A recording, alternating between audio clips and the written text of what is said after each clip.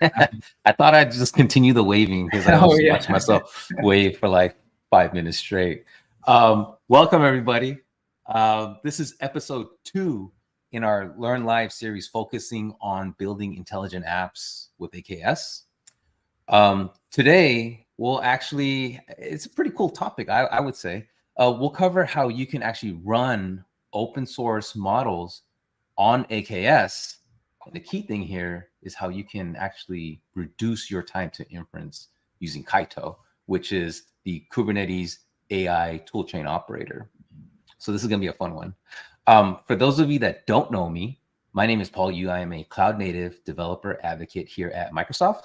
I'll be your host today, and I am very excited to introduce to you my special guest, Ishan Segal. Yay! Thank you, Paul. Yeah, my Ishan, name's Ishan. Yeah. Just tell us who you are, introduce yourself, and tell everybody what you do at Microsoft. Yeah. So hi, my name's Ishan. I'm a software engineer on Kaito in AKS, Azure Kubernetes Service. Yeah, and I'm just passionate about AI infrastructure to run AI workloads. Yeah. Yeah. Ishan is my ML expert here, so I'll be leaning on him not only in this, but forever. Now that I know what you do here at Microsoft, so I'll be bugging you. Glad to have it. Okay. Next up, let's see. I do want to give a quick shout out to our moderator for this session, Stephen Morawski. He's a teammate of mine on the Cloud Native Advocacy team, and he will be behind the scenes on the keyboard answering all of your questions in the chat. So please drop a note in whatever channel or platform you're in and say hi to Steve. Hey, Steve. I know we're streaming on Twitch and a couple different YouTube channels. So the Microsoft Reactor YouTube channel and also the AKS Community YouTube channel. So yeah, wherever you are, drop a note, say hello. So here's what we're going to be doing today. Again, these sessions are actually meant for you to get hands-on with the technology. So if you browse over to this URL here, or bring out your phone and snap that QR code, you'll be taken straight to the workshop instructions, and this is what we'll be working through. Again, it's live interactive, so drop a note. Okay. As far as learning objectives for today, as I mentioned, this is episode 2. And so we're going to be deploying the same exact application that we deployed last week in episode 1. If you haven't done that yet, no worries. We're going to start from scratch. But if you're curious about the application and how we went about deploying it, I suggest that you go back to either of the YouTube channels and you'll find the recording over there. Okay. But today, what we're going to do is we're going to first deploy the intelligent app to AKS, and then we'll deploy Kaito in our AKS cluster. Now, I'm going to deviate just a little bit from my normal demo flow. I like to talk about the thing and then go do the thing. But because some of this stuff takes a little bit of time to provision, more specifically like the GPU nodes taking time, I'm just going to jump right into our demo app and deploy the app, deploy Kaito, and then we'll dig deeper into what Kaito is. And then once we've done all that, we'll see how easy it is to actually swap out our GPT-3.5 Turbo model with the open source Falcon 7B model. Okay. So when it comes to deploying the store app, if you've been in our previous streams, you've probably seen this a lot. And so I'll just reiterate it real quick for you. This is what we'll be doing. As I mentioned, deploy the AKS cluster, deploy the demo app with OpenAI, deploy Kaito, okay? And so what this demo app will do is we're mimicking a couple different scenarios, business cases, right? So this demo app is actually meant to serve as a fictitious e-commerce application. It actually serves 2 different purposes. One is the front end, where customers can actually browse the website, look through the product catalog, add the items to the cart, and check out. And then we also have back-end functionality where users will be able to, where employees will be able to take a look at the order, process the order, and more importantly, manage the product catalog. Okay. And so we initially didn't have AI in this application. And so we wanted to make this app more intelligent. And we wanted to leverage a generative AI to help us with things that are hard, like creating a description for products. And so what we'll do is we'll leverage generative AI to give us a product description based on a product name and keywords. And so that's the whole premise of this application. Just to walk you through really quick around the application architecture, just to give you some more visual on what this is. So customers will come in to the storefront. They'll be able to browse the product catalog, which is, this is all built on microservices architecture, by the way. And so the storefront will be able to call the product service, retrieve the product catalog, display it to the user. The user will be able to check out, and that order gets submitted to an order service. And then eventually it floats over to RabbitMQ. For the back end, employees will log into their own web portal, but it calls the same product microservice. And here, because we want them to be able to process orders as well, we have a secondary microservice in here, which will be able to retrieve orders off of the order queue and then store that order into a more persistent database. In this case, it's MongoDB. Now, these are all containers running in our cluster, and more specifically, so with the RabbitMQ and MongoDB, they're running as containers. And we just did that just for ease of use, and so that you can actually deploy it into your own, even your own local Kubernetes cluster. So if you're running Kubernetes in Docker Desktop, Rancher, Minikube, Kine, whatever, you can actually deploy this entire solution in a local desktop. You don't even need the cloud for this. But there's, you can easily swap out RabbitMQ with Azure Service Bus or Azure Cosmos DB if you wanted to. So, but the whole point of today's workshop is to add intelligent capabilities in how we can do that on AKS, right? And so we will deploy this AI service, which is written in Python. It uses the semantic kernel SDK, which we use to kind of interact with various large language models. Initially, we'll start off with AI service talking to the Azure OpenAI's ChatGPT 3.5 Turbo model. But the whole point of today's workshop is to actually deploy an open source model on our cluster, right? And so we'll actually be replacing the GPT 3.5 Turbo model with Falcon 7B. So let's just jump right into the demo and do that. Hopefully you scan that QR code and you're taken to this workshop material here. I'm just going to go through just some of the steps here, get the cluster up and going. And so there's a couple things that you need to be aware of if you want to run all this locally. You need to have all these tools in place because we're using Azure Developer CLI to provision everything. If you don't know what Azure Developer CLI is, go back to episode 1. We covered that pretty much in pretty good detail. So you'll need all of these tools, right?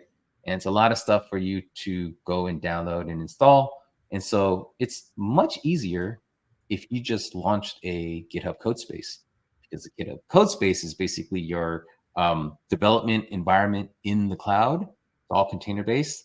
And what we did is we actually pre-installed all the tools for you, so you don't have to go and do all those installations yourself. Okay, so what we'll do is we'll actually jump out to the AKS store demo repo. And what you want to do here is click this code button here. And then when this panel opens up, just make sure you're clicking that code spaces button. I already have a code space, but if you didn't have one, you'll see a button in the middle. It says create code space. So go ahead and click that button. So let me go ahead and actually, I won't click this because I already have it open. So I have my code space here. and that code space will actually clone the repo and give me a working environment. So if I do AZ account show, you can see that I'm already logged in. Yep. So that's where I want to be. So let's go back here. Open the repo and code space. You should be in good shape. Now let's go ahead and get this demo application up and running. Okay. You need to do an AZ login. You need to do 2 logins, unfortunately, because it's using Terraform in the background. So you need to log into number 1, the Azure Developer CLI, and you need to log into the Azure CLI. So do these 2 different logins. And then what I'll do is I'll create a new AZD environment. So that's not what I wanted. There we go.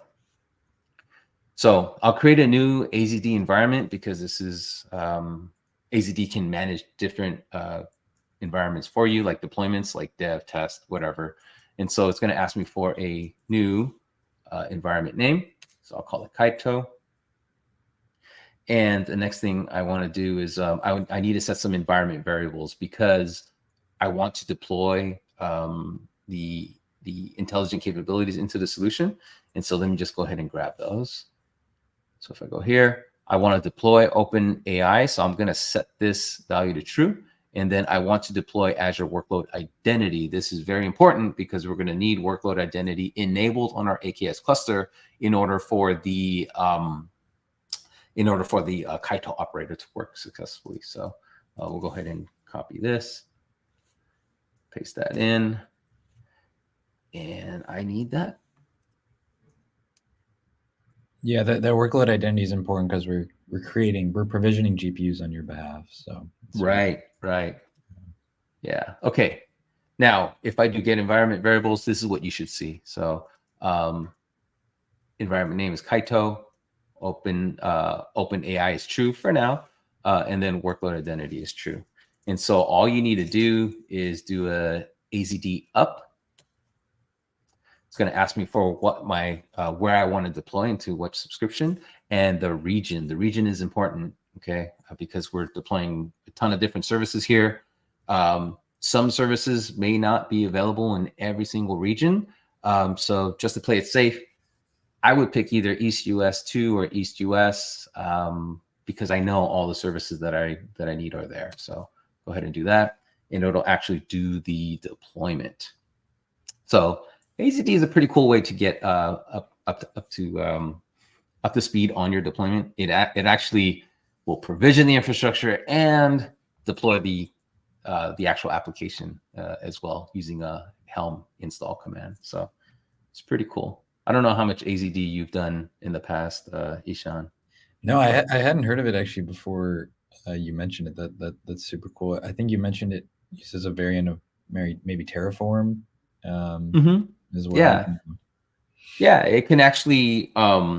It's basically like it's a CLI wrapper for other infrastructure as code and basically any other CLI tool. So one CLI, and I'm actually invoking. AZD is invoking the Terraform apply command in the background. Yeah, so that's why you see all these are Terraform things. So this is like Terraform deployment information if you're familiar with that. But yeah, it's just for me, I like it because it's convenient. So yeah, you can get like a reliable. You can use your favorite infrastructure as a code, right? Yeah, you can do Bicep or Terraform. Yeah. Okay, so I think we'll let this cook for a little bit, and let's jump back into slides while we're waiting on this. This should take about 5 minutes. So while we are waiting, and I think Paul, you mentioned this, right? But to make sure you have enough quota. Yeah, somewhere in there you said that. Yeah. I'll show you how to do that. And quota and regions, that's where it's super important, right? Because you get assigned quota per region, per Azure region, I should say. So yeah, it's super, super important. Okay, so while that's cooking in the background, let's talk a little bit about AI workloads on AKS. Okay. Yeah. So when it comes to AKS and what makes it a great platform is that AKS, I mean, we've up until this point, we've only been using, in terms of like intelligent app capabilities, we've only been using inferencing endpoints. And these inferencing endpoints, especially with OpenAI, um, either OpenAI, the public API, or Azure OpenAI, it's just a REST endpoint, right? That lives outside of the cluster. But AKS has a little bit more to offer than that, right? So as part of like the entire Azure ecosystem, you can actually go beyond the basics of just calling inferencing endpoints and do more things like model training, fine tuning, Yeah. and have all that within the confinements of Azure walls, so to speak, right? Um, so yeah, I mean, Azure gives you that platform, and it enables you to have like end-to-end integrations, especially when it comes with data ingestion, governance, identity, just all built into the platform, which is really neat, right? Ishan, I don't know Yeah. like what your experience has been with like model training and fine tuning, but I mean, what do you Well, think? I was gonna add like first that I mean AKS is managed Kubernetes, so it's Right. managing the infrastructure for you. It's managing that node that is running Kubernetes. So that I mean that's taking that complexity out. And then just like you were saying, it has that integration with the Azure ecosystem. So Azure Files, blob storage, all the other stuff that you want to use. And I Mm-hmm. think you touched on this as well, like it has the security features. So yeah, Yeah. AKS is, providing, yeah, it's letting you manage, it's managing your Kubernetes for you. Um, Right. yeah, and then I'll just briefly say like why, like it's also important to use Kubernetes for AI workloads. People might ask, why use K8s? But my answer to that is another question, which is like, if you're not going to use K8s, like, what are you going to do? Because if a VM or a service goes down, like your inference Mm-hmm. endpoint, then you have to attach another node. You have to get it set up on that other node. But with Kubernetes, you evict the pod and it gets reassigned to another VM. So yeah, that's just the resiliency aspect, the scalability aspect, the data management. Kubernetes is just it's Yeah. it's it's great for running AI workloads for those reasons. Yeah. Yeah. And it's like the core principles of Kubernetes, right? Scheduling and Yeah. scaling all through infrastructure abstractions, right? It just makes it super easy from like an operator perspective, um, to just declare these as like manifest files and hand it over to the cluster, and then off it goes and does its work, right? Yeah. And, Um, and you're dealing with containers, so you also don't have I mean, the it works on my machine problem, right? Where, yes, yeah, you know, um, yeah. yeah, So for all of those reasons. exactly. So you have containers, and you're able to fit a lot more, or actually like do a lot better bin packing, right? In terms of like Mhm. squeezing the most juice out of your infrastructure, right? Yeah. And that's all things that Kubernetes can kind of do for you on your behalf, right? So it's pretty cool. And I didn't even put these on the bullet points, but like, you know you're able to scale your container workloads, and then Yeah. with Azure and the cluster autoscaler, you're actually able to scale out your cluster as well, right? So grow the cluster as needed, so based on your workload. And then the other cool thing that's here is the second bullet point: Azure support for GPU and InfiniBand, right? So that's going to be super important as you get into more of the um, I don't want to call it the earlier stages of the AI, but I guess it is like model training, fine tuning, Yeah. having your workloads communicate with each other, like having multi-instance GPUs, and having all that communicate over InfiniBand. I think that's super important, right? Because Yeah. InfiniBand gives you that super high performance, super low latency network Yep. communication between nodes, Between which is GPUs. like Yeah. really important, right? Yeah. When it Yeah. comes to these large training jobs. So Yeah. Yeah. That is super important because there is a lot of overhead. If you didn't have InfiniBand, there'd be a lot of communication overhead between between nodes. So Yeah. yeah, InfiniBand and accelerated networking is another thing that are Yep. both in Azure. So supported by the Cool. SKUs. Yeah. Cool. Let's check on the app. See how it's doing. Boom, boom, boom, boom. Let me switch over here. Hey, look at that. It's 5 minutes. Did I predict 5 minutes? Or did I say a few minutes? Whatever it is. We're pretty good. Let's see. So I should do a kget PO. I think it's in the pets namespace. There we go. So we're up and running. A couple of restarts here, but that's okay. That's what Kubernetes does. If your pod goes down, it'll reschedule it, right? Yeah. Okay, cool. So let's jump back over to the instructions and see where we are at. So I did the AZD up. Okay, so what I'm going to do is I'm going to just grab some of the environment variables and just kind of load them up, because the Terraform, I actually wrote the Terraform to kind of like spit out a bunch of like outputs. And so what we'll need is we'll need some of these outputs to actually configure Kaito. So what I'm going to do is just clear that. I'll just go ahead and load that up so they're all available to me. And if I go and test the application, grab that IP, we shall see it working. HTTP, boom. Okay, let me increase the font there. So this is the back end, excuse me. And what we'll do is we'll take a look at the products. We can see we have a list of products, and I will add a new product. And I'll add the same product that I added last week. I know Steve has a cute new dog in his family, and the dog's name is Bear. So I'm going to name it Bear's Snacks. Okay, let's call it Treat. Okay, so what I'm going to do is I don't want to write that product description myself. I'm going to go ahead and ask the AI assistant for that. So there we go. Reward your pup with the Bear's Snack. Okay.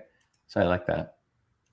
So there we go. So we have a new product in our application, and we can start selling this new product, right? So if I were to go back to my instructions, we have our demo app running, and it's actually has intelligent capabilities now, but it's talking to Azure OpenAI. Next thing we want to do is we want to see if we can swap it out with an open source large language model and have that all running within AKS.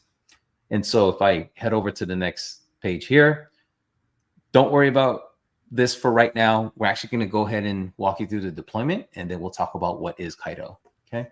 So let me just scroll down here, probably to the next page. This is where quota is important. Okay.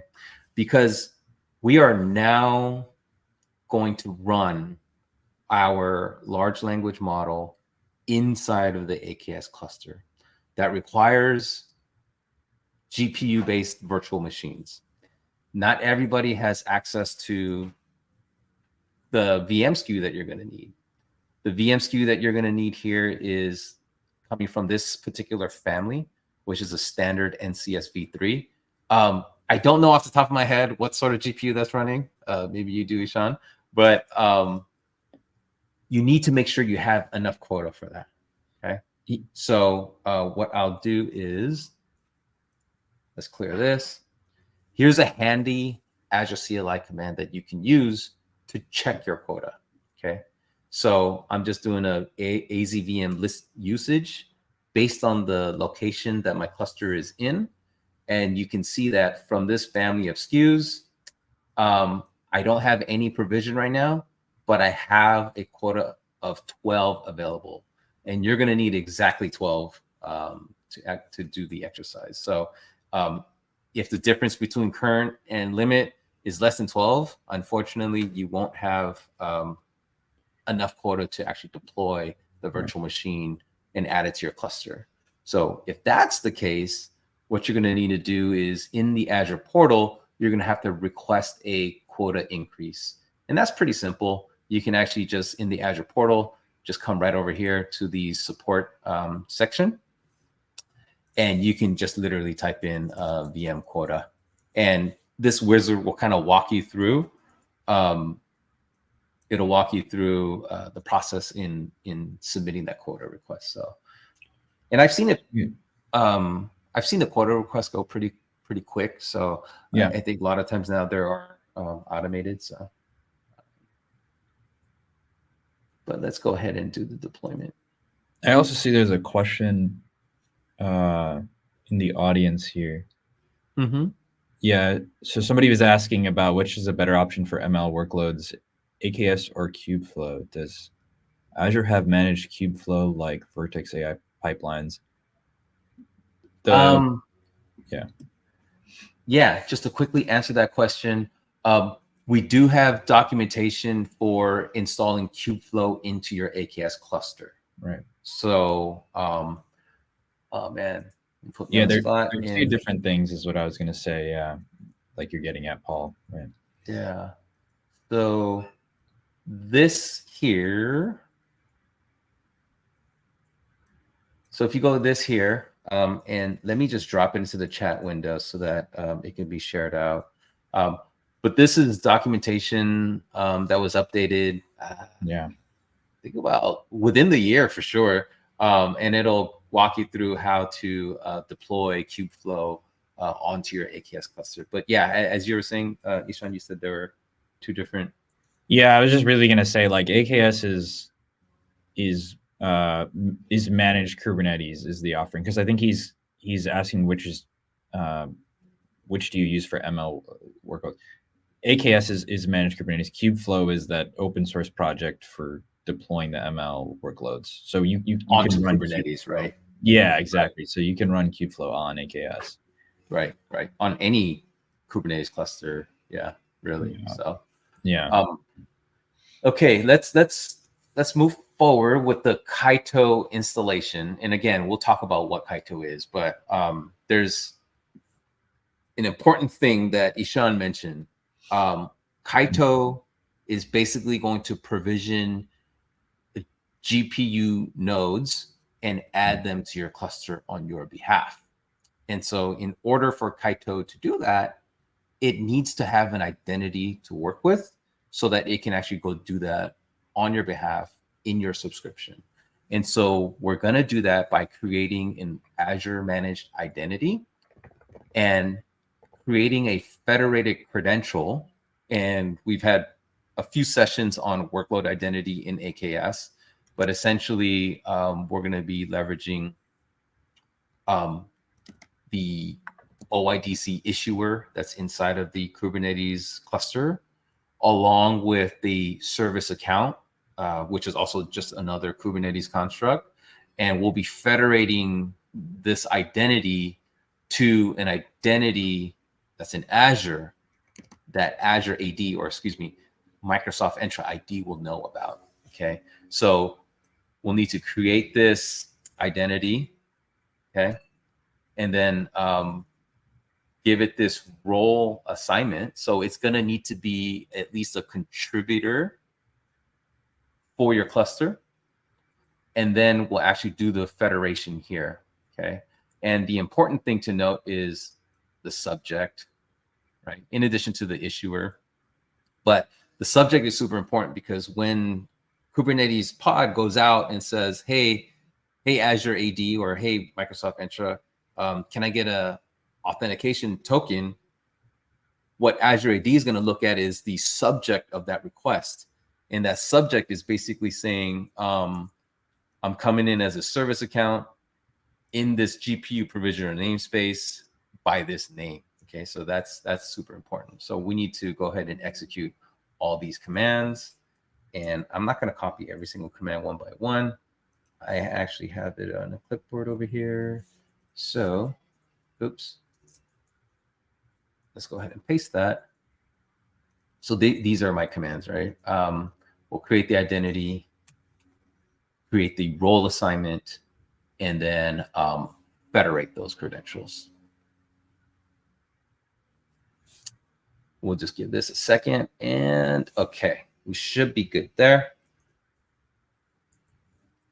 Next thing we're going to do is we're actually going to install the Kaito operator.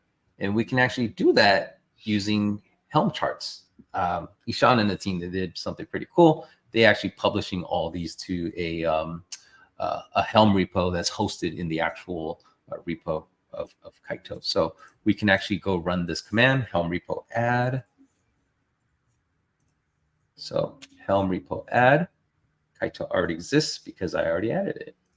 And then what we're going to do is this. The Kaito operator has two controllers. Okay. And I know I'm getting into what is Kaito, but I just want to just call this out because I want you to know what this is doing here, like why we're creating this file. So GPU provisioner is actually going to do that, provision the GPU for you. And so it's going to need a lot of your Azure information, right? Yeah. So it's going to need to know what your subscription ID is, the cluster name, the node resource group name, and then the client ID and the tenant ID, right? Because that's how it's going to know how to work within your Azure subscription. So we're going to need that file, and we'll actually use that file when we install the Helm chart. Okay, so if I do this, close that. So I'm going to install the Helm chart, and I'm going to pass in that GPU provisioner values file. Okay, so the GPU provisioner is deployed, and then we'll need to install this Helm chart for the workspace. Okay. Okay. So now, once you have a workspace, once you install the Helm chart for the workspace, what you're going to get is you're actually going to get custom resources, right? So if I did a kubectl, and I've actually aliased my kubectl to K because I'm lazy and I only want to type K. I don't want to type kubectl. So if I do kubectl API resources, let's do it without the grep. So if you do API resources, you can see all the things that are available for you to actually deploy into your Kubernetes cluster. But if I did actually, let me do that. So if I did API resources and I just do pipe it to grep Kaito, you can see that I have this custom resource, which now I can start using. And if I did a kexplain workspace, then it starts to kind of tell me how I can start building this manifest, right? And so what I'll do, just for the sake of time here, because this does take a few minutes to deploy, is I'm going to actually deploy a workspace, and we'll actually go into what all this is in a second. But essentially what we're doing here is deploying the Falcon 7B instruct workspace by using this preset, and Ishan will be able to talk you through what a preset is. And we're going to deploy using that SKU. Remember, we did the check for the SKU, and I did say that having 12 cores is super important because we are specifically using this 12 vCore SKU here. So what I'll do is I'll go ahead and deploy that. Yeah, so just to reiterate what you're saying, that workspace is your the user-facing API. You know, it encapsulates all the requirements you need for running your inference model, and that's our goal, to make it as simple as that. I could even talk, Paul. There's 3 types of workspaces you can make. Okay. While this is cooking, let's flip over to the slides and let's talk through it. Yeah, sure. Let's get back here. Okay, what is Kaito? So let's just skip over these slides a little bit, and we'll talk about what Kaito is, and then I'll jump over to. Actually, I'm going to jump around in the slides if that's okay. Yeah. Okay, so let's look at the high level architecture. What do we have going on here? Right. Yeah. So it all starts with the workspace. So that's what you just created there. So that's that, like I was just saying, that's that user-facing API that encapsulates all the requirements that you need for running the inference model. The workspace also goes ahead and it creates a CRD for the node provisioner. So it creates a node provisioner object. So that was that GPU provision that we were talking about. That's going to go, the node provisioner creates it's called a machine CR, and that interacts with the AKS agent pool API for provisioning your GPU node, which you're going to need for your workload, for the AI workload that you have there. So yeah, so workspace is creating that node for you as well, because it's creating that node provisioner CRD, and it's also so as a user, all I need to do is just deploy my workspace into the Kubernetes cluster. And then that will actually create this additional CR over here. Exactly. Yeah. Cool. So we want to make it as simple as you just create the workspace. That's all you have to worry about. And you give it so you gave it, Falcon 7B instruct. So now workspace is also going ahead and pulling an image down, which is the Falcon 7B instruct image with the model weights in the image, and all the relevant dependencies that you need to run, Falcon 7B instruct. So it's doing a lot of good stuff. And node provisioner is also making sure that the NVIDIA driver is on the machine, and it's making sure that the container toolkit is on there, and the device plugin, NVIDIA device plugin, is also running. So it's doing quite a couple things to make sure that everything's running it. Yeah. And Torch, of course, that's the other thing I was just about to say. It makes sure that the AI workload also makes sure that Torch is downloaded, PyTorch, to run your model. So we don't want people to have to worry about, like, what version is compatible with this, what driver should I use, what Torch version should I use. Like, those are problems that people shouldn't have to worry about. So that's why we want to take care of that for people. Right. So basically, GPU provisioner is in here, but you don't interact with it directly. Yeah.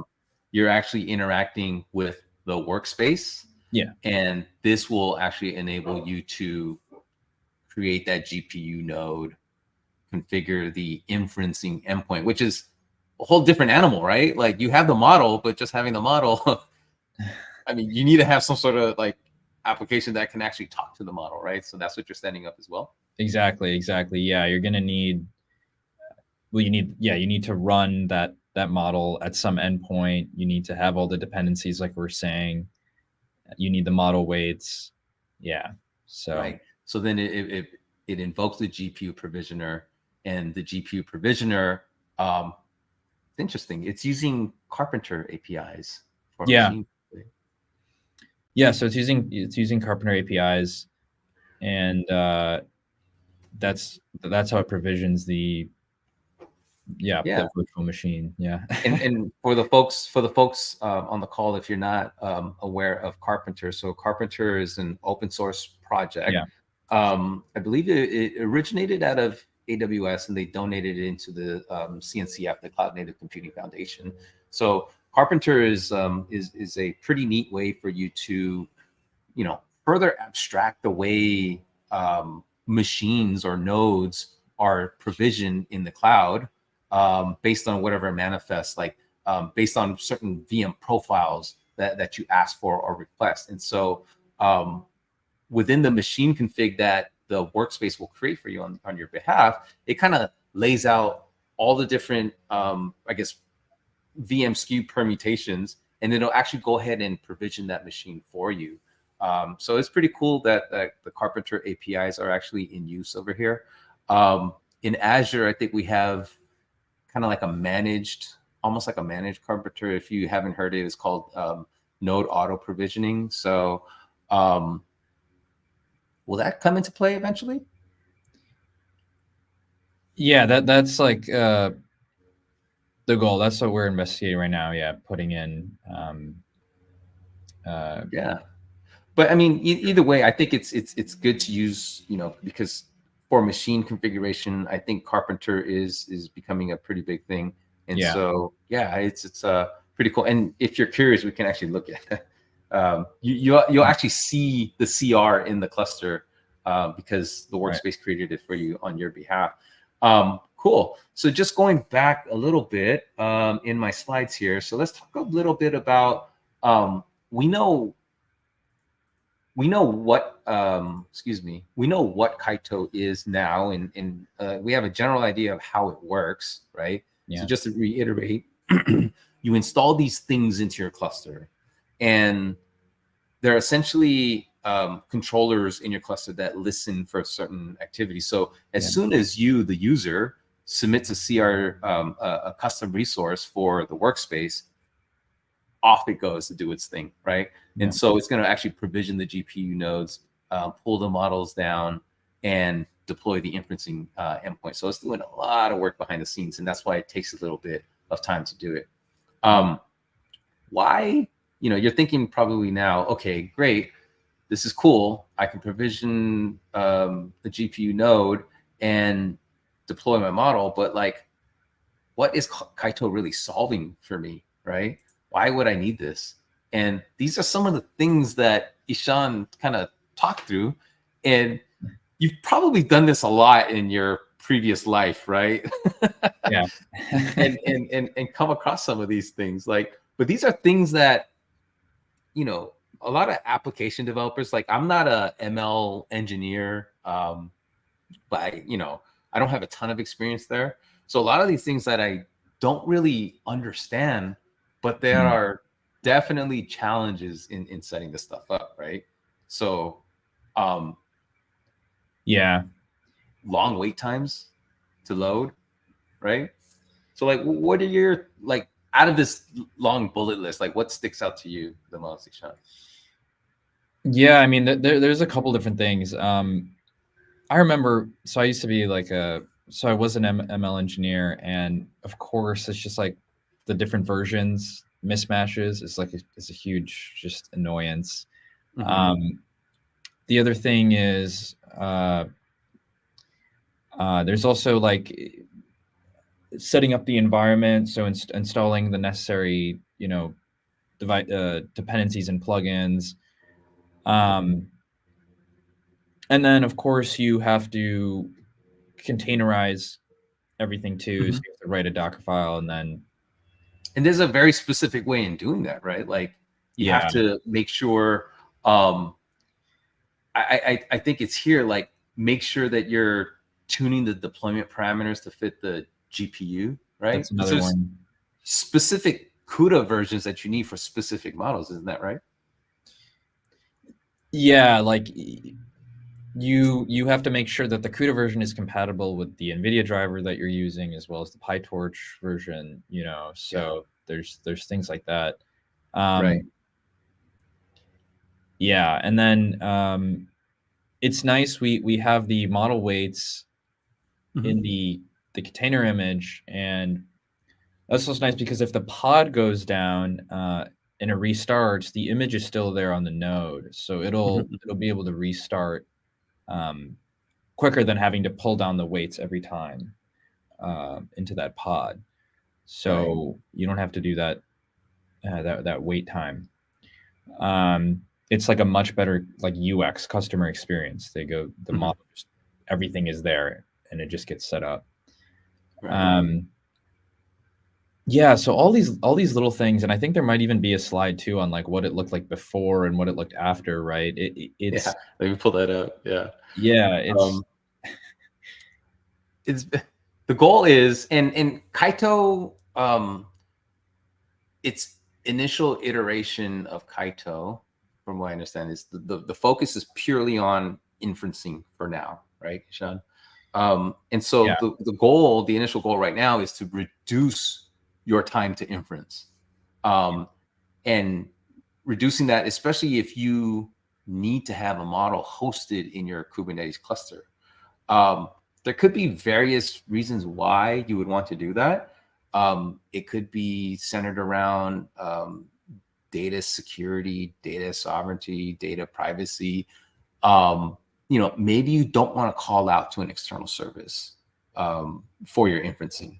and maybe you need that in the cluster, right? So it's all about pulling that model in and getting your inference endpoint up. And so the things that Ishan was talking about, of like before, this is what you had to do, right? You had to set up the environment, set up the model, containerize it, right? And so, and of course, deploy it, because building that container is one thing. Hosting it is, hosting the container is another thing, but also deploying it, right? So you got to set up all these Kubernetes resources, like your deployment, if you're using a deployment, or if you're using a replica set or a stateful set, right? So you got to make sure you have obviously enough hard disk space so that can store your model. That's one thing, and then you have to make sure you have enough GPU memory, of course, right, to run. In this era of like LLMs, I mean, like we just deployed Falcon 7B, that's 7 billion parameters. So, you got to make sure that you have at least, like, in this case, I believe like 16 gigs of GPU memory. So it's 7 billion. That's considered their small model, right? Yeah. So you're seeing some interesting things happening with models right now, where smaller models are coming about, like Phi 2, right, which are highly trained models for a specific task. And then at the same time, you have really massive models coming on, right, like with larger context windows, the general purpose models. So you have these interesting like Moore's law effects going on here, where more and more models are coming out, and eventually things are going to get more efficient, and model costs will go further and further down, and then it becomes an infrastructure problem, and it becomes more about what's the resources running underneath. So anyway, just a lot of cool developments going on with these LLMs, right? Yeah, no, it's all super cool. So I mean, like, this is the goal of Kaito right now, is we're going from this long list of tasks that you need to make sure that you take care of to deploy it into your AKS cluster, to reducing it all the way down, right? To literally, we did it, within a matter of minutes. We installed the Kaito operator using the Helm charts that's available to us, and then we deployed a workspace custom resource. Now, we did use presets, and I think we should talk a little bit about presets, Ishan. But before we do that, let's go check on the deployment. Let's see. Boom. No. There we go. Okay. Hey, look at that. Awesome. In 11 minutes. That's pretty good, actually. Nice. I've seen it take longer. Looks like the demo gods are with me today. Yeah, we've made it quicker. Yeah. Yeah. Whatever you did behind the scenes, Ishan, thank you. It's working. Yeah. Yeah. Okay. So a couple things to look at here, because there's a lot of things that it's doing in the background that we saw, right? So number one, is the resource ready, meaning the machine, right? And then number two, is the inference ready, right? Because we'll take a look at it in a second, but you do get your own inferencing endpoint. And then number three is making sure that the workspace is just in general is ready, right? So you want to make sure that all these are on the up and up, true, and then you're ready to rock and roll with this thing. So let's bail out of that, and let's go explore a couple of things. If you're curious to see what the GPU provisioner is doing, you can actually go take a look at the logs of that specific pod. And so you can see that launch the machine, right? And so it used this machine configuration. So if I do that, kget machine, right? I can't remember. There we go. It's like what workspace or what namespace. It's not namespace. So, YAML. So look at that. So the workspace actually did all this for you. It created a new Kubernetes resource of machine type, and it just configured all this and deployed all this for you. And then the GPU provisioner, the controller, actually submitted this to Azure in was able to provision this particular virtual machine. So you can see the SKU in here as well. So that's pretty cool. We can actually test the endpoint out, right? Yep. So what I'll do is, let's take a look at the services. So get SVC. I can't remember what namespace they go into. Okay, so it's going to be that right here. Okay, so what I'll do is I'll actually run a curl pod in the cluster, and I will ask it a question. The question I'm going to ask it is, what is Kubernetes? So let's see what happens. Drum roll, please. Drum roll. So let's see here. So what's going to do is actually going to create a brand new curl pod, execute the curl command, and then immediately exit. So that's why you see the curl. So we're using the cluster IP. Yeah, that's why we have to make sure we have a pod that's in the cluster to hit that. That's correct. Yeah, because there's an option, right? We have options. There's an option to use an external load balancer IP too, and that would allow you to do it from anywhere. Yeah, so that's one of the annotations in the beginning. There was an annotation you set. You could set that to true. Yeah.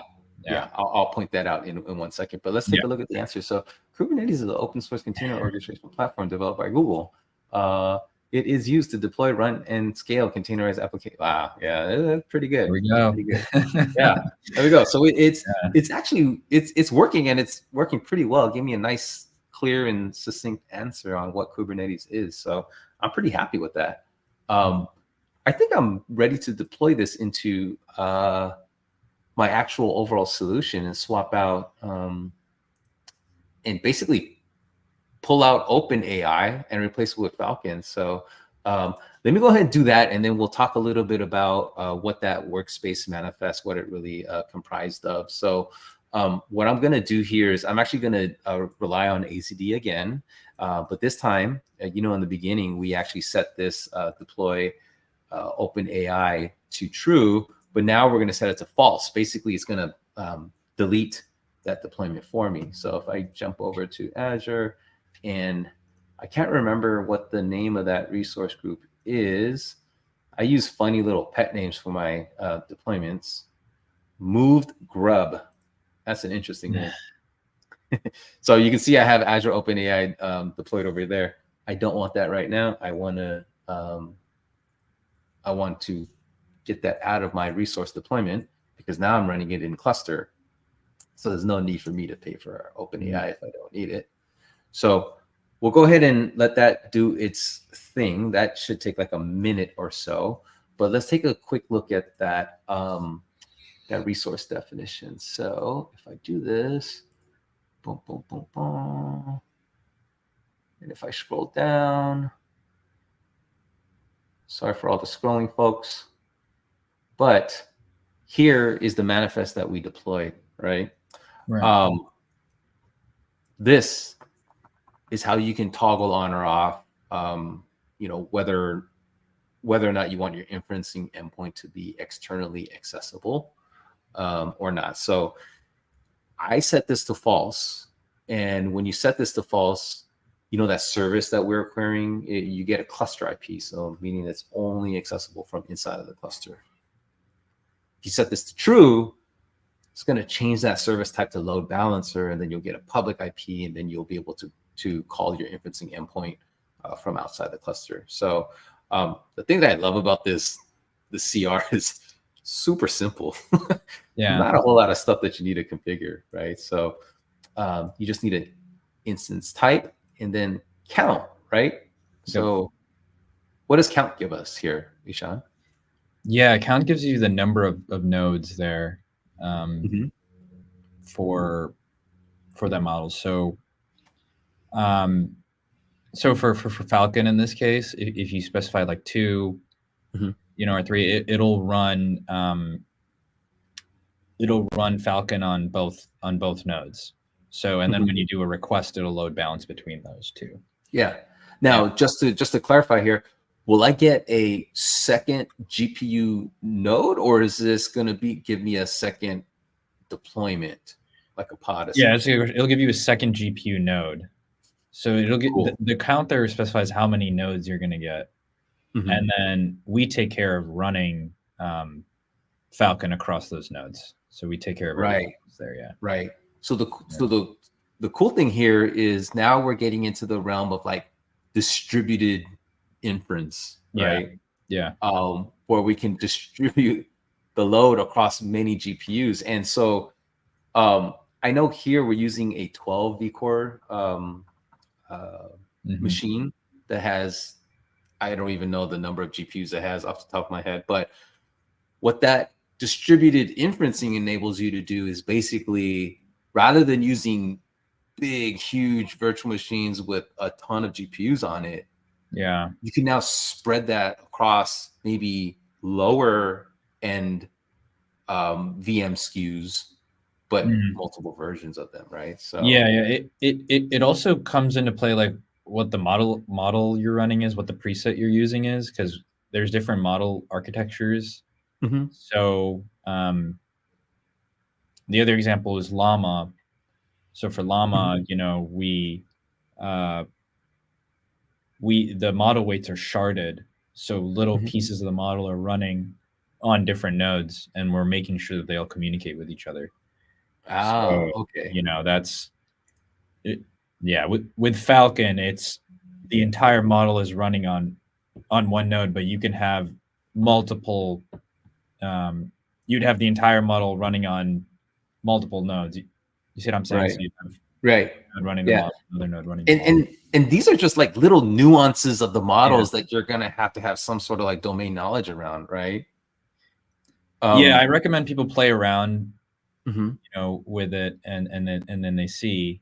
mhm. But it really it depends on what the model supports that you're using, right? If it Got supports it. sharding across nodes, then Mhm. we can enable that. Um, Yeah. yeah, Um, as a user, this is just me being lazy again. yeah, Um, as a user, I appreciate the presets, yeah, um, which I don't think we really touched on. Maybe we can head over into the repo and just really talk about the presets here. But I mean, the stuff that you talked about, like sharded models and being able to distribute that across, that's like a lot of stuff that you'd have to think about you like don't got to up worry about front. it, Paul. Yeah, that's what. And Yeah, so Kaito takes care of all that, and that's kind of like mm, why these presets kind of exist, right? yeah. We really Um, wanted to make it a lot simpler for people. mhm. Yeah, to Yeah. be able to deploy. So what do we have in terms of like the models that Kaito supports right now? That's like in the repo somewhere. I saw it. Yeah, yeah. So we have is there I believe there's a supported models.yaml file in here. I Um, I I did see that. I did see that. yeah. Bum, bum, bum, bum. Right here. Detailed usage of supported models can be found here. Yes. There we go. Cool. So model family. So Falcon, Llama 2, and Llama 2 chat for now. Yeah, yeah, and I can share this too. This is like on our open source roadmap and Mhm. everything, but Phi2 and Mistral are going to be included in the next release. Interesting. Yeah. Okay. Okay. Um, So, okay. So here are the specific models. So, Falcon 7B instruct, which is what I used, and then Falcon 7B, right? What's the yeah. difference? Yeah, so Falcon 7B Instruct is fine-tuned for chat Mm. application. Hmm. So we yeah, I recommend, well, it depends on the use case, but I think most people would want to use the Instruct model.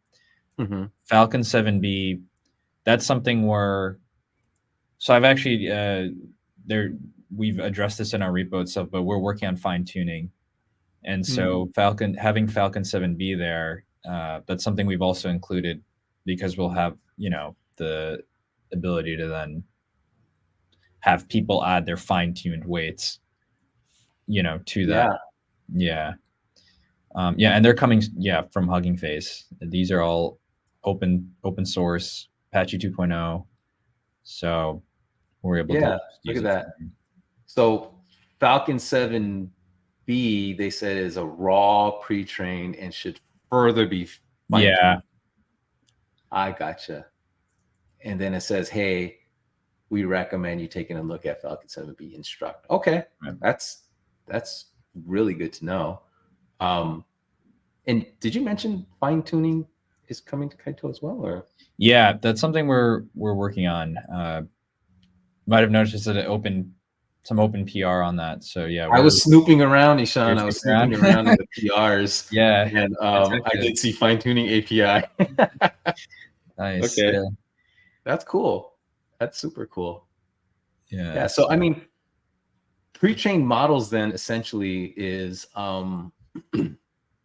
you and your team doing all that research, figuring out what's the best, I guess, configuration, and then packaging all that into a container, right? And then you host it. You host a container model, or are you talking about training right now, or you're mentioning? No, just the presets in general. Oh yeah. So exactly. We're making sure that you have the necessary resources to run that model, so that the necessary GPU memory and hard disk space. And we're making sure all the relevant dependencies are installed, right, for that to run that model. And there's certain nuances with certain models, right? There's different parameters some models might take. Some models have weights in floating point 16. Other models have it's called bfloat 16, which is another type of precision. So we make sure that, and then we also have to make sure then your hardware supports that precision, parameters. So we make sure that we're running the appropriate parameters, for that model. We're taking care of all that. And I can even get into then there's 3 types of preset. There's 3 types of workspaces you can create, right? Just going off the preset conversation. You have like the Falcon we have, which is a completely public open source model, which the model weights are included, everything is included in the image for you. You then have the private presets like Llama, in which case Llama has Llama has an additional license you have to agree to. So you have to build that image yourself. And once you do that, then we're able to we actually have the Docker file that you need to build. We have all the instructions actually, right there in the repo for how to build that image, and then we're able to take it from your private ACR that you pushed, and then from there we and this is because, like, if I'm not mistaken, the licensing model for Llama 2 is, I guess, interesting. Yeah, it is open source, but it's not open source for like commercial use. Is that the case? Why we can't host it?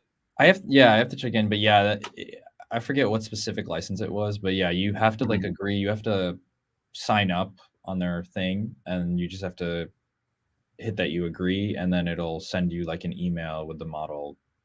Yeah. Okay. So this is why, as a user, if you want to use Llama 2, then you just have to go and build a Docker container yourself, as opposed to exactly. And we give super simple instructions. Like this file right here, it's really simple. We give you the Docker file that you need to build it. You just have to push it to your private ACR because we can't publicly host that, right? Got it.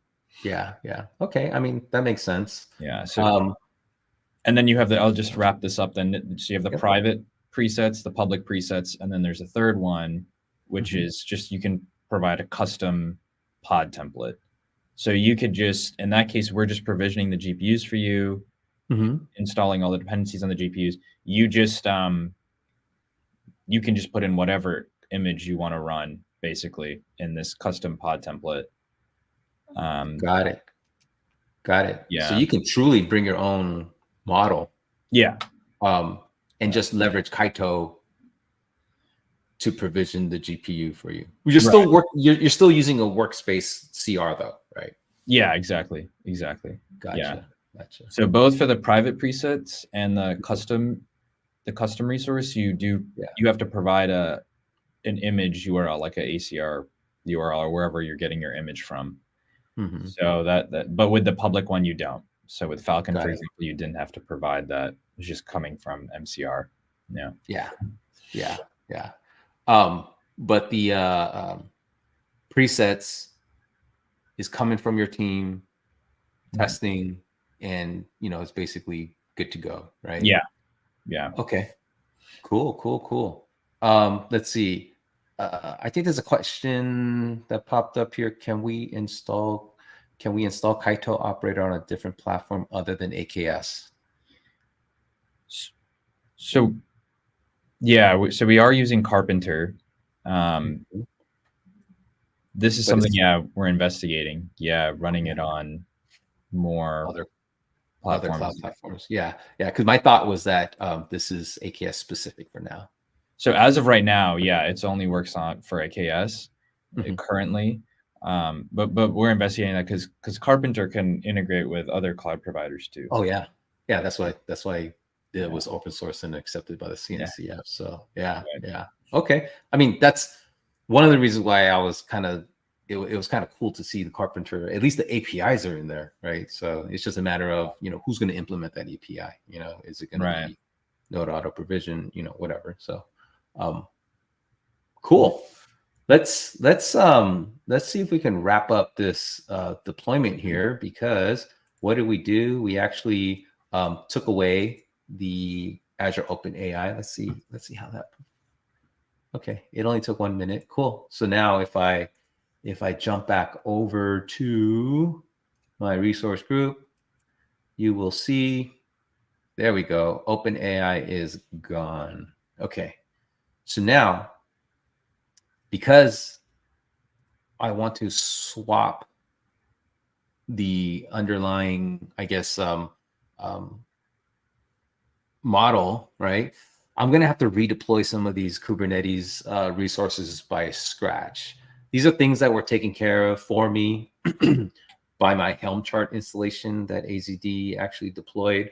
But here I'm just going to deploy these things manually, and I think this will be good to see as well. So basically, what I'm going to do is I'm going to create a new config map, and within that config map, I'm going to specify, because I have a switch in the AI service, that Python based AI service that I talked to you Mm. about. There's an environment variable in there, and I can either switch it to use local LLM or not. And so I'll set that to true, and then I will pass in the URL of the service that's running inside my cluster, right? So this is essentially that was a terrible box, but you can't even see the text anymore. But that is essentially the name of the workspace, and then this is the inferencing endpoint, right? So which is /chat. Okay. So there's my config map. I'm going to redeploy the AI service, and I'm gonna basically, I mean, this is pretty standard stuff. So I'm just gonna point it to the config map, and there's nothing else very special there. It was really the config map that's special. So let's go ahead and redeploy. So bounce out of there. Boom. So you'll see I have a new config map created, a new AI service created, and a new deployment and a service created. So, and if you're curious to see where that environment variable is used in the source code, in the repo, you can actually dig into the SRC directory. There's an AI service, and then I believe it's under routers, and then description generator. And you can see here,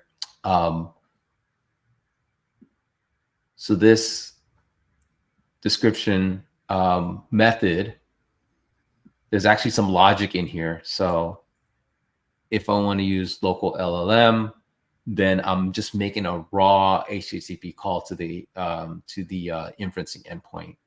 If I'm not using local LLM, that's when it's going through the semantic kernel SDK and going through that route to talk to OpenAI.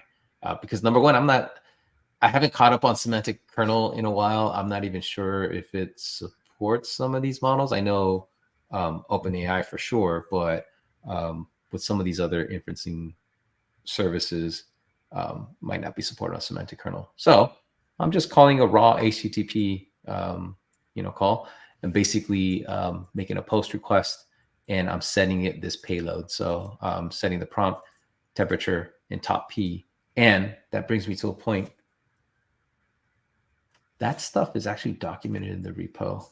Can't remember where. Let me see.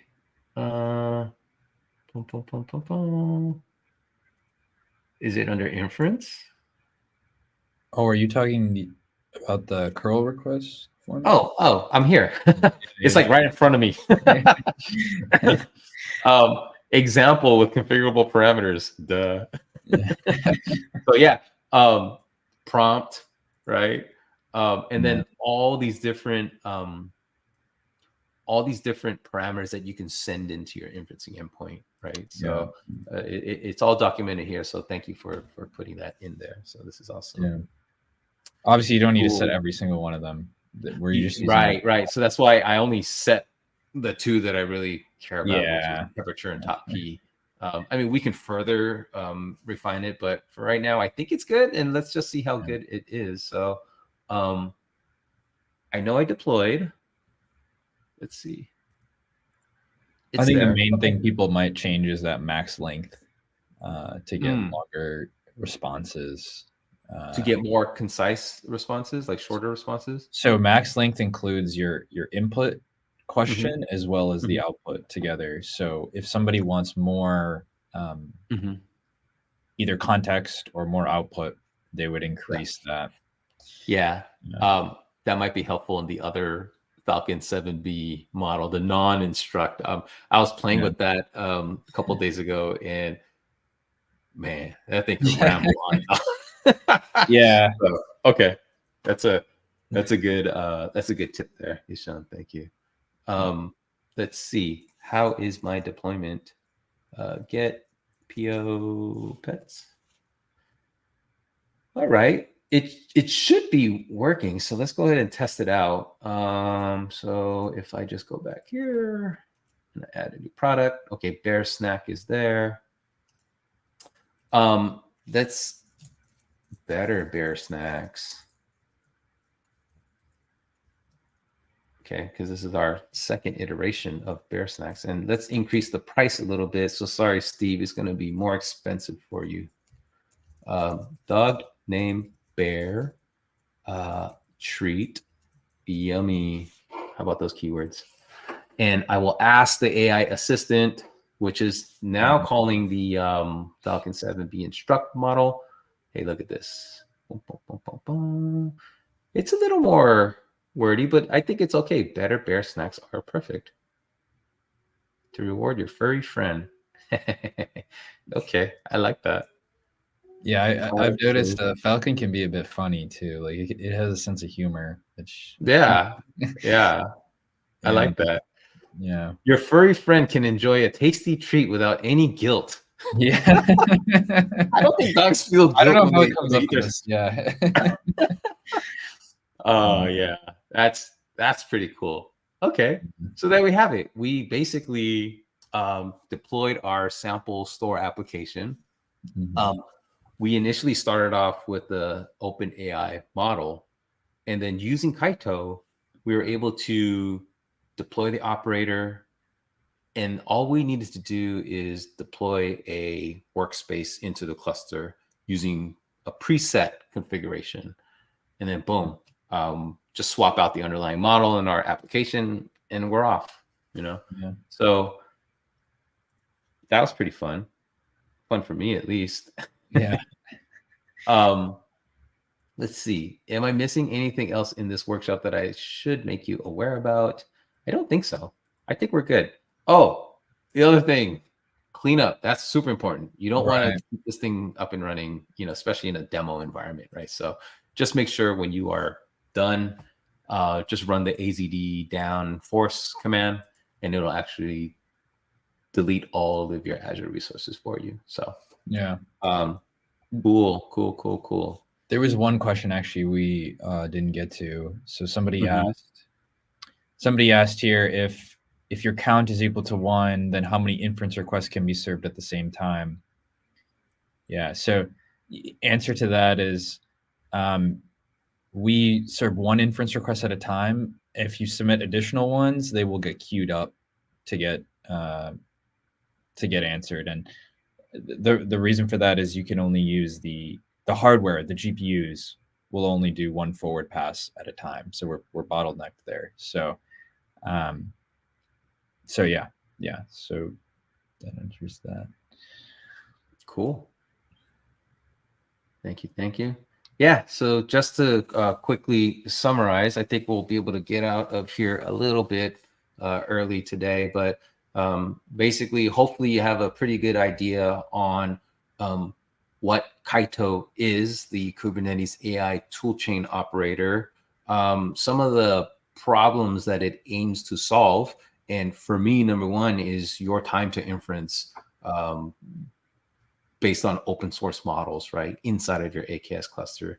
And so we were able to just see it all in action, see how we go about deploying it, see how long it takes to provision. It actually surprised me. 10, 11 minutes is pretty good. And then we're able to actually integrate that into our sample application. So that was pretty cool. In terms of next steps, what do we have here? Next steps, I would say many of you probably weren't able to do the workshop due to maybe quota restraints on the virtual machine. So once you do get access to that quota, I would say do the workshop and visit the Kaito GitHub repo, right? And you want to just quickly talk about suggesting new models, Ishan? Yeah. So first, I want to say like Kaito is really growing, and this is just the beginning. There's so many, exciting projects on the horizon. One of them I could talk about, for example, fine tuning. That'll be having a fine tuning API on Kubernetes is like that'll be super helpful for people. And so I think that there's and so going back now, we want people to be suggesting new models to add to Kaito. And we have all these really interesting foundational models right now, right? Like just in the ecosystem, Llama, Falcon, Mistral, Phi. And so and that's really compelling and good for the ecosystem. And so that's why we want people to contribute. There's a guide here on how to contribute, and this is the guide here on how to make a proposal to add an additional model to Kaito. So right. Yeah, we really encourage people to do that. Yeah. Cool. Yeah, again, huge benefit for me in using a preset, and having more presets, I think, in this repo will be like super cool. Unless you like rolling your own pod templates. That's totally up to you. You can do that. I personally don't want to do that. Yeah. Onboarding new OSS models. This is great. So folks can actually create a PR and basically follow a specific template to do that. So that's pretty cool. Cool. Right. And I would just highly encourage you all to just explore the repo. If you have any questions regarding, is this probably the best place to get in touch with you? Yeah, we recommend raising an issue. Yeah, okay, for sure. Okay. Raising an issue. Cool. So if you have any questions, any feedback, please submit an issue. So, and pull requests are always welcome, right? Yeah, of course. Yeah, open source. Yeah. Cool. All right. So what do we have next? I would say, we're pretty much concluding episode number 2, but we do have 2 more episodes on the plate for you. Steve Morawski, who's been in the chats these past 2 weeks, He'll actually be coming online next week and the week after. Some pretty amazing content there around observability and global scale. So you wouldn't want to miss those episodes. So go ahead and scan that QR code so you can register for the following episodes.